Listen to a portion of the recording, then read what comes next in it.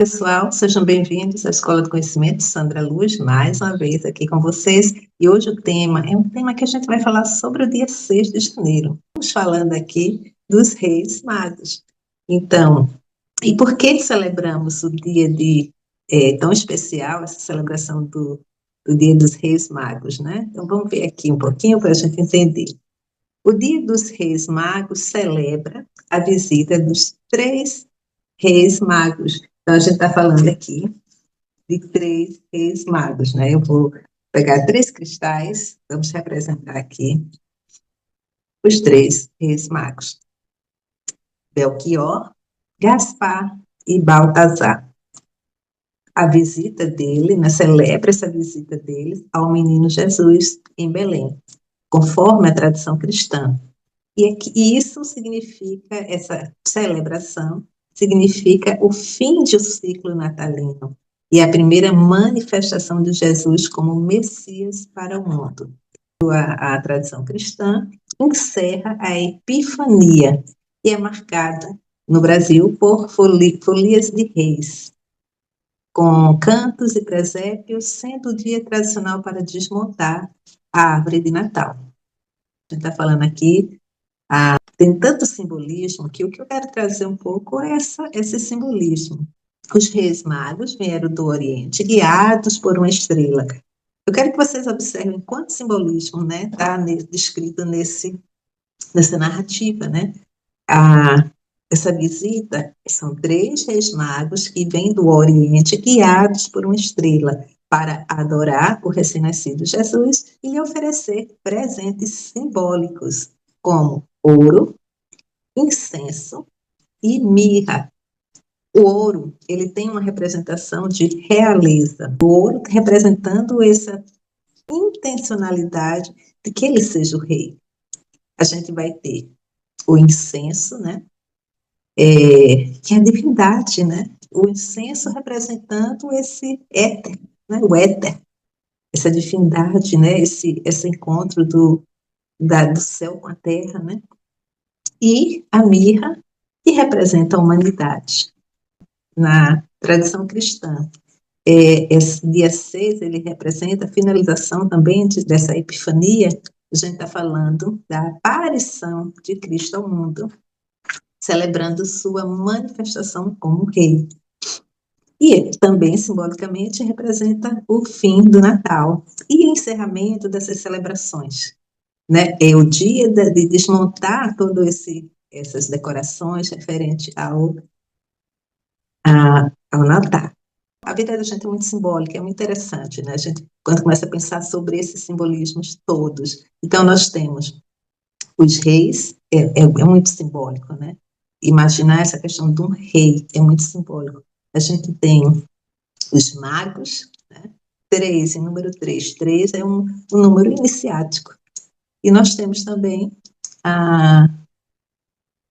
todo esse ritual, né, de três presentes, e toda essa festividade que também é muito simbólica. A questão dos magos, a gente sabe que existem muitas simpatias que também são simbólicas, né? Então, a própria Igreja Católica, né, nesse dia, ela tem um código, né, onde você vai colocar em cima da porta o número 2020, que o ano 2026, então 20 e 26 no início e no final dessa porta, e as iniciais dos Reis Magos, sempre com mais, e tem mais um outro mais para formar a tríade, né? A tríade.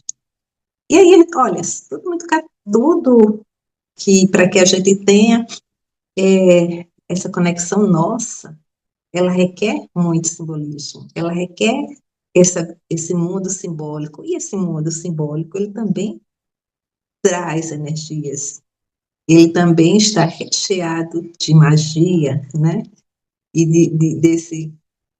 E quando a gente pensa um pouco sobre esses magos, né? Sobre magia, sobre magos, eu me lembro muito da primeira carta, a carta da iniciação, né? Que vamos dizer, para o tarô de Osho, ele chama de carta da presença. né, mas a gente vai falar um pouquinho sobre o tarô mitológico, né? E o tarô mitológico, ele vai trazer o mago, e para vocês, esse é um mago. Tem aqui 4 elementos, né? Mas a gente também pode falar sobre os 4 elementos que estão no jogo das cartas, né?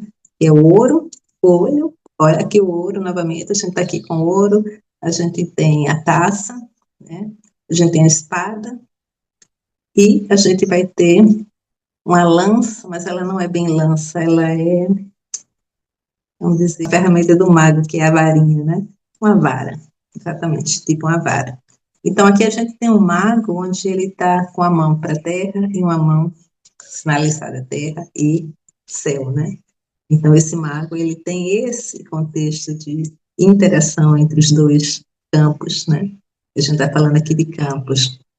No tarô mitológico, essa imagem, ela representa a Hermes, e a história de Hermes, né, traz um mago, e é muito interessante porque ele não é mais aquele, não é só um mago, que a gente imagina o mago como a fadinha mágica, né, que só vai trazer coisas boas para nós.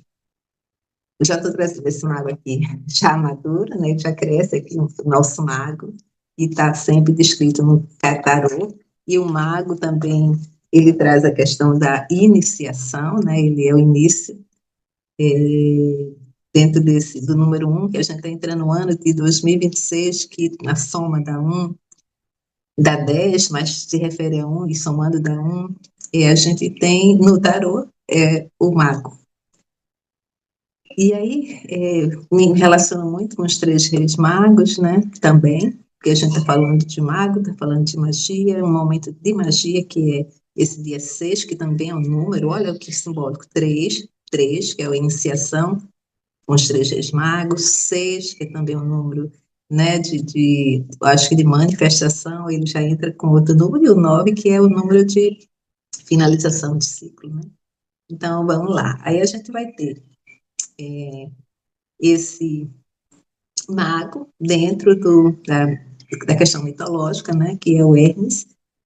Ele, ao mesmo tempo, se a gente for pensar na questão junguiana, né, um pouco vamos para a psicologia analítica, esse fato do mago, ele ter esse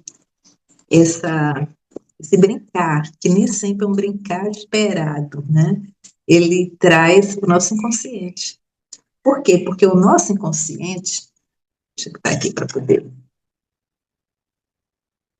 O nosso inconsciente, ele muitas vezes pode nos deixar confuso. Tem uma coisa aqui na carta também, que é a questão do encruzilhada, sabe? Então, aqui o nosso mago tá. E se você observar aqui, existe um encruzilhado, o caminho, existe caminho para lá, existe caminho para cá, né? E o mago, ele para, né? Ele sinaliza céu e terra, né? Ao mesmo tempo, consciente, inconsciente. Ele tem as ferramentas, né? Aqui as ferramentas do mago, e ele pode seguir do caminho que desejar, né? Porque mas ele tem que ter uma consciência daquilo que é melhor para ele, né? Porque esse inconsciente, quando ele lida com o inconsciente, vai fazer feito um menininho que tem astúcia de, às vezes, criar situações que não são as situações que no nosso consciente a gente usaria. Mas então, guia na mitologia significa que em algum ponto dentro de nós, não importa o quanto estamos perdidos ou confusos, sempre vai existir um vislumbre das profundezas do inconsciente para indicar-nos que direção devemos tomar. Se veja como mago. Observe todos esses elementos que povoam tua vida, né? Desde as referências que estão no teu quarto, desde as referências de cores e pessoas que estão em proximidade, e se pergunte se você está realmente criando uma história bonita para você, e se aquilo tudo faz conexão realmente com essa coisa divina que você é, e o quanto você está ligado ou desligado desse divino.